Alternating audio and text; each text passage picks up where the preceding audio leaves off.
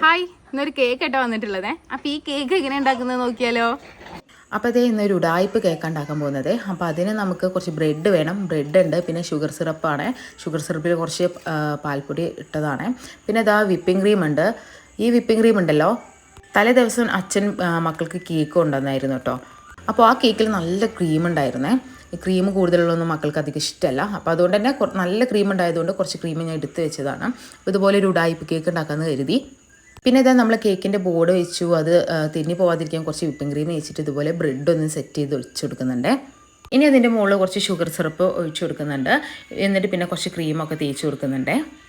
ബ്രെഡിൻ്റെ ആ ഒരു ബ്രൗൺ കളർ കളഞ്ഞിട്ട് വയ്ക്കുന്നതായിരിക്കും കേട്ടോ ബെറ്റർ.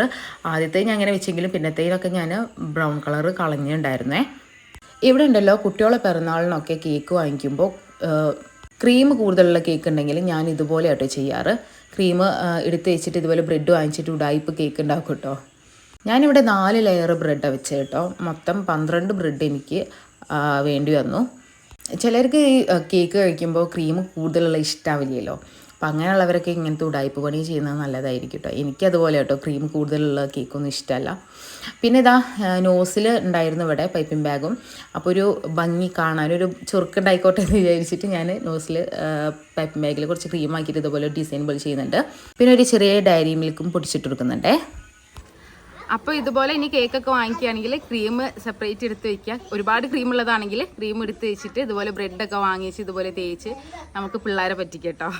അപ്പോൾ ഇതൊന്ന് കട്ട് ചെയ്തിട്ട് കുട്ടികൾക്കും കൊടുക്കട്ടെ, ഞാനും ഒന്ന് കഴിച്ച് നോക്കട്ടെ. കട്ട് ചെയ്യാൻ പോവാണേ. നമ്മളിതിൽ ഷുഗർ സിറപ്പ് ഇച്ചിരി പാൽപ്പൊടിയൊക്കെ ഇട്ടിട്ടോ ഷുഗർ സിറപ്പ് ഒഴിച്ചിട്ടുള്ളത്. അതുകൊണ്ട് തന്നെ നല്ല സോഫ്റ്റ് ആയിട്ട് ഒഴിച്ച കാരണം ബ്രെഡ് കുറച്ചൊരു